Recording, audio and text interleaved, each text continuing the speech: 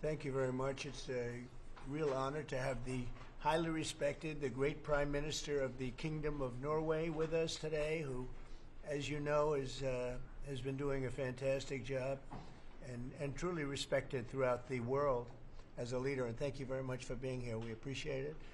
And we're going to be having a meeting in the Oval Office in a little while where you'll be invited back and you can ask some questions. It's also a pleasure to have my friend who did such a good job at NATO, my great friend, right? So you really did. We started off, they had no money, and they ended up having a lot of money after we said, you got to pay up. But you did a fantastic job, and thank you very much. And I'm glad you're here. Glad we meet each other again and under these circumstances.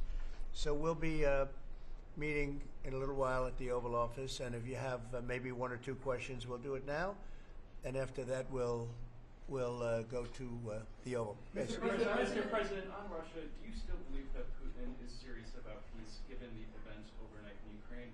And if that bombing doesn't end, are you considering new sanctions on Russia? So we are thinking that very strongly that they both want peace, but they have to get to the table. We're waiting a long time. They have to get them to the table, and I think we're going to get peace. We want to save 5,000 young people. I used to say 2,500. I now say 5,000. We have, Mr. Prime Minister, we have about 5,000 young people a week that are dying in that ridiculous war. And, I started out because I didn't like all the money that we were paying, and then I realized how many people were dying. And that's by far the more important element right now. I'm saying we can save thousands of people. And I don't like that it takes long at all, but I think they both want to make peace. I do believe so.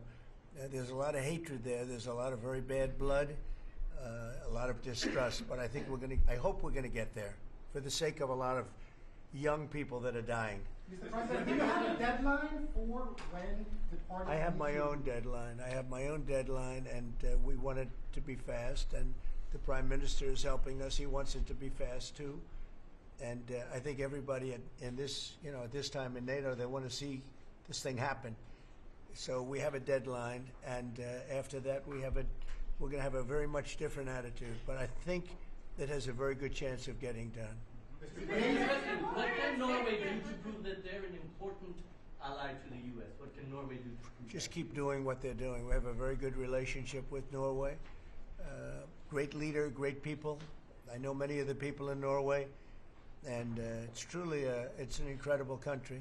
So all they have to do is keep doing what they're doing, I think, is probably the best answer I can give. Yeah. As you pointed out, the former Secretary General of NATO is here. Yes. Mr. Stoltenberg, how important is the NATO defense alliance, Mr. President? Is it sacrosanct from your perspective? Well, it's a very interesting question. It's certainly very important for Europe, and I think without us it wouldn't be as nearly as powerful. And as the former Secretary General, who did a great job, can tell you, I played when I was there a very big role in making sure that NATO is funded by the 28, at that time they had 28 countries, including us, because many of the countries weren't paid, and they ended up being paid, you would say, and the Secretary General was very nice about it as far as I was concerned. Other presidents went in, they made a speech and they left, and that kept going on, and in the meantime they had no money.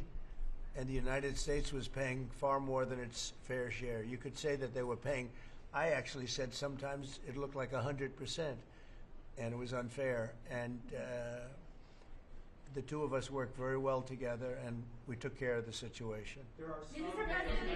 President. Yeah, please, go ahead. Norwegian statistics are showing that the U.S. actually has a trade surplus with Norway.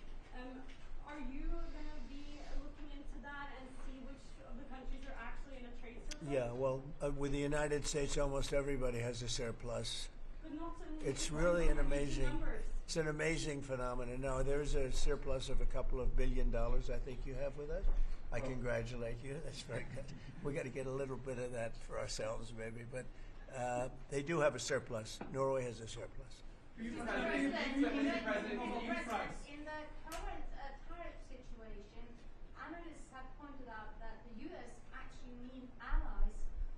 Do you consider Norway as a possible ally in the situation? I think Norway's always been an ally. They've been somebody we've been very close to, very friendly with. Maybe more so now with me than other people, but I think Norway's always been a great ally, yeah. It's a very Norway's strange- been a friend.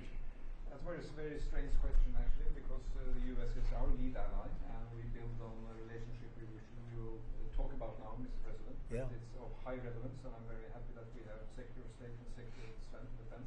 Right. So this is a very strong tie. But it was a question about ally in the tariff situation specifically. Tariff situation. Yes. Oh, well, that's we're talking about a little bit different subject. Then we're talking about a different type of ally. No, in this case, he would be very much inclined to be an ally of Norway because he wants to make the best business deal possible. And Norway and the Norwegians are great business people. They're great traders. They're great, very smart nation, very well-managed nation. Has been for a long time, and in particular now with this leadership. But we'll be talking about trade and other things, and I think we're going to come to a conclusion very quickly. Mr. Prime Minister, I was wondering whether you think that Donald Trump, for his effort in Ukraine and otherwise, deserves to be nominated for a Nobel Peace Prize. Well, I salute President Trump for having been taking very important initiatives to get this conflict towards an end which both parties deserve. We need to have a ceasefire, save lives, move towards something which is more secure for Europe, for the people concerned. And on that we work together. And I look forward to go into some details because we are at a critical moment. On that price, that is a committee taking care of that, which is completely working on its own terms, and I cannot comment on that. Mr. President, a question on China. But thank you very much for that May I question. ask you the question on China? I like that question. Yeah, please. A question on China. Can you clarify with whom the U.S. is speaking with China? They're saying it's fake news that trade talks are happening. Well, they had a meeting this morning, so Who's I they? can't tell you. It doesn't matter who they is. We may reveal it later, but they had meetings this morning, and we've been meeting with China. And so I think you have, Jeff, as usual, I think you have your reporting wrong.